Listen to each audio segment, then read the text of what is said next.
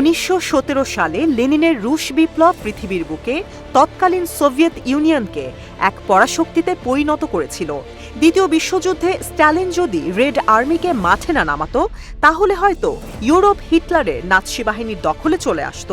দ্বিতীয় বিশ্বযুদ্ধের পর শক্তিশালী সোভিয়েত ইউনিয়নকে ভেঙে দিতে মার্কিন যুক্তরাষ্ট্রের নেতৃত্বে পশ্চিমা সাম্রাজ্যবাদীরা ন্যাটো নামক কুখ্যাত সামরিক জোট গঠন করে এবং 90-এর দশকের শুরুতে পশ্চিমা চক্রান্ত সফল হয়।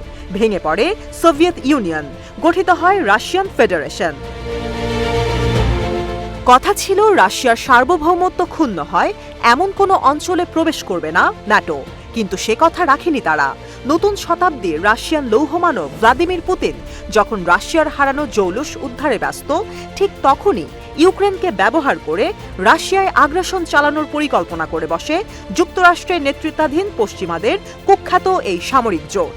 কিন্তু পুতিনের সময়োপযোগী পদক্ষেপে বড় ধরনের বিপদ থেকে রক্ষা পায় রাশিয়া এবং যুক্তরাষ্ট্র ও ইউরোপীয় সাম্রাজ্যবাদীদের বলির পাঠাতে পরিণত হয় ইউক্রেন। কিন্তু তারপরেও থেমে নেই ন্যাটো জোটভুক্ত রাষ্ট্রগুলোর চক্রান্ত। গত 2 বছরেরও বেশি সময় ধরে চলা ইউক্রেন যুদ্ধে জেতার ন্যূনতম সম্ভাবনা তৈরি করতে পারেনি ইউক্রেন। উল্টো রাশিয়ার কাছে অঞ্চল হারিয়েছে পশ্চিমা মদতপুষ্ট দেশটি। গত মাসের শেষ ভাগে গাজা গণহত্যা সমর্থনকারী মার্কিন প্রেসিডেন্ট জো বাইডেন ইউক্রেনকে অনুমতি দিয়েছেন রাশিয়ায় মার্কিন অস্ত্র ব্যবহার করে হামলা চালানোর। ঠিক এর পরপরই চলতি সপ্তাহে রাশিয়ার ভেতরে ভয়াবহ দুটি সন্ত্রাসী হামলা সংঘটিত হয়, একটি ক্রিমিয়ায়, অন্যটি দাগেস্তানে। মার্কিন যুক্তরাষ্ট্রের সরবরাহকৃত অস্ত্র ক্ষেপণাস্ত্র দিয়ে ইউক্রেন থেকে রাশিয়ার অধিকৃত ক্রিমিয়ায় সন্ত্রাসী হামলা চালানো হয়। ক্রেমলিন সোমবার সরাসরি যুক্তরাষ্ট্রকে দায়ী করে বিবৃতি দিয়েছে।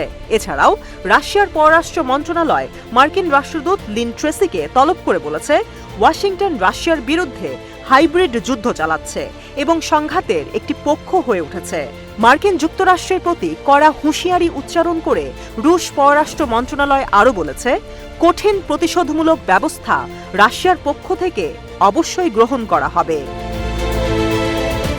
এদিকে রুশ পররাষ্ট্রমন্ত্রী সের্গেই ল্যাভরভ বেলারুশের জাতীয় পরিষদের প্রজাতন্ত্রের কাউন্সিল স্পিকার নাটালিয়া কোচানোভার সাথে বৈঠককালে জানান, দাগেস্তান ও ক্রিমিয়ার সেভাস্তোপোলে সর্বশেষ সন্ত্রাসী হামলাগুলো একই সাথে পরিচালিত ও পরিকল্পিত হতে পারে। তিনি নাটালিয়াকে বলেন, আমরা ক্রিমিয়া ও দাগেস্তানে সন্ত্রাসী হামলার জন্য আপনার সমবেদনার প্রতি কৃতজ্ঞ। আমাদের সন্দেহ নেই এই দুটি হামলা একত্রে পরিচালিত হয়েছে। একইভাবে আমাদের সন্দেহ নেই সেভাস্তোপোলের হামলার পেছনে আমেরিকানরা ছিল। উল্লেখ্য, ক্রিমিয়ার সন্ত্রাসী হামলায় মোট 4 রাশিয়ান বেসামরিক জনগণ নিহত হয়, যার মধ্যে শিশুও রয়েছে। আহত হয়েছে শতাধিক।